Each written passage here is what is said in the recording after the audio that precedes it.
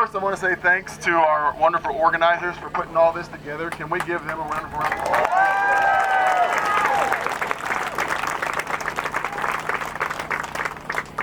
And then I want to say thank you guys to all of you.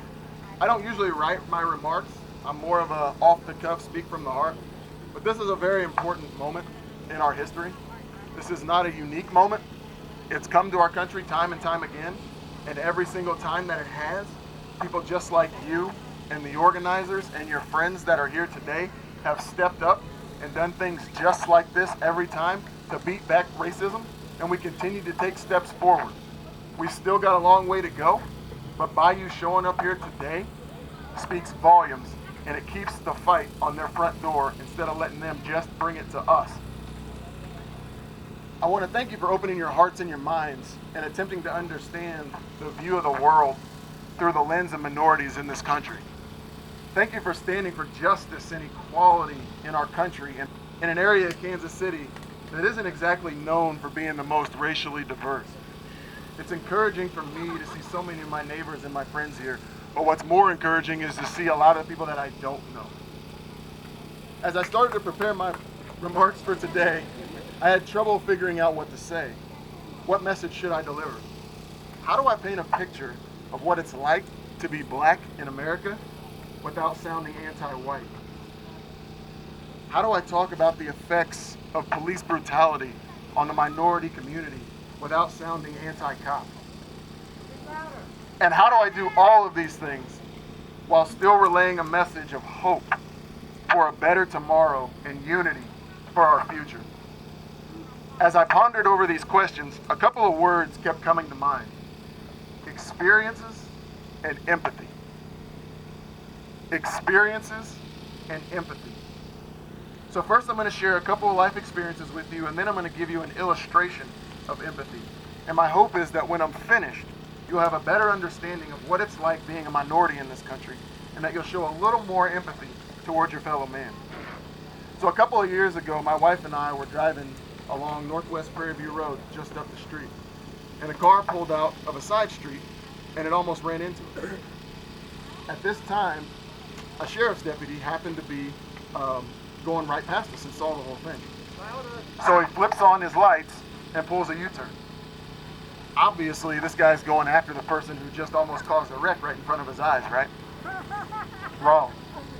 He pulled in behind us. And as he walked up to the window, he let me know that I had a taillight out. I asked him if he just saw what had happened, and he said yes, and asked me to get my taillight fixed. I thanked him for making me aware of this, and he sent us on about our way.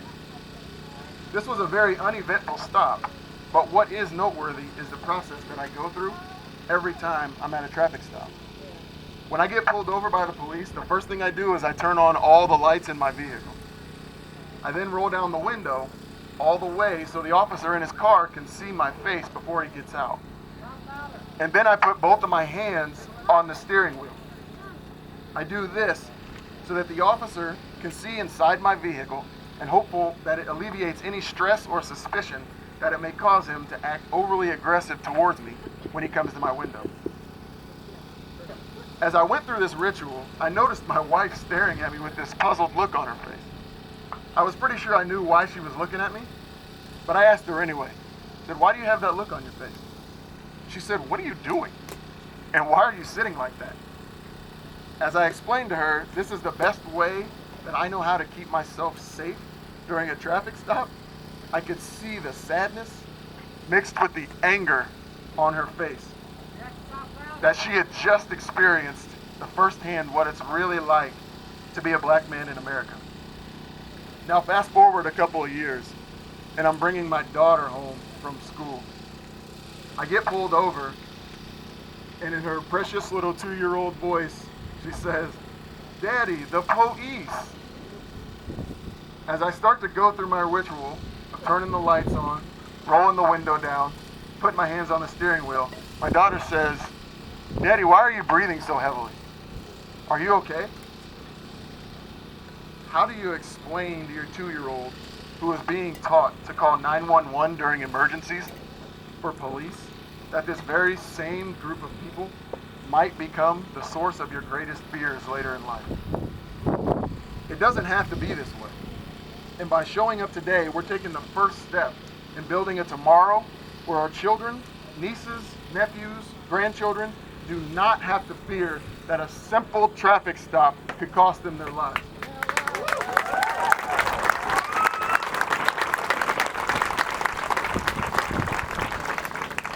I say thank you to the officers who are here today, and I implore them to continue doing a great job keeping our Northland community safe.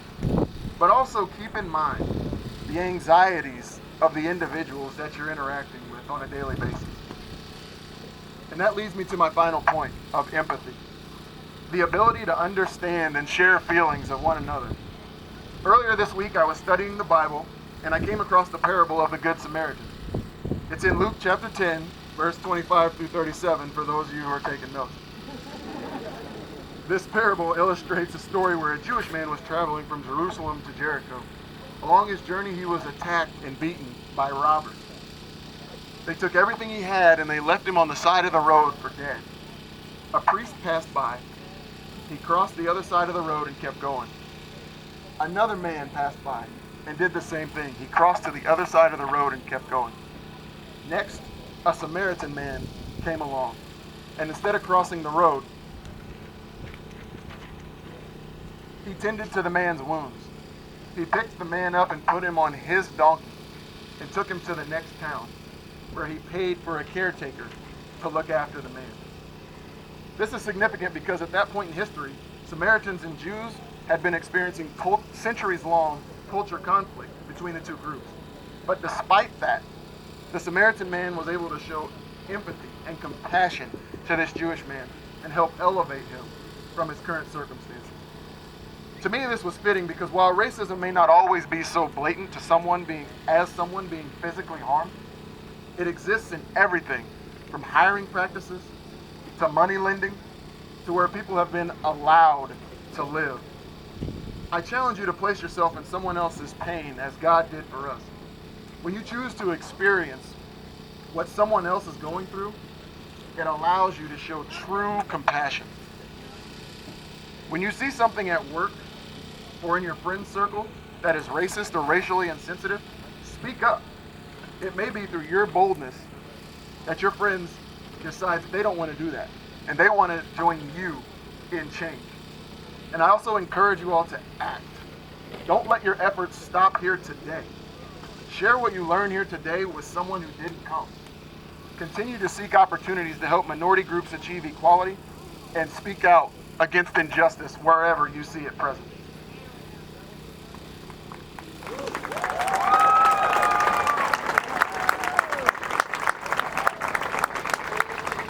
I want to end my time with a prayer.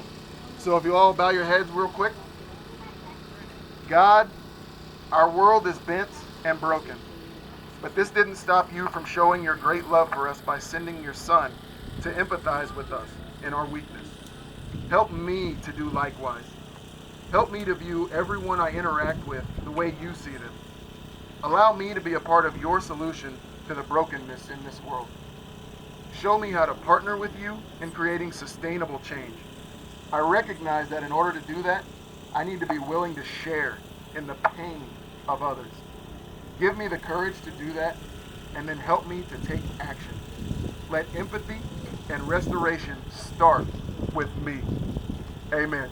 Thank you, everybody, for coming. I appreciate it.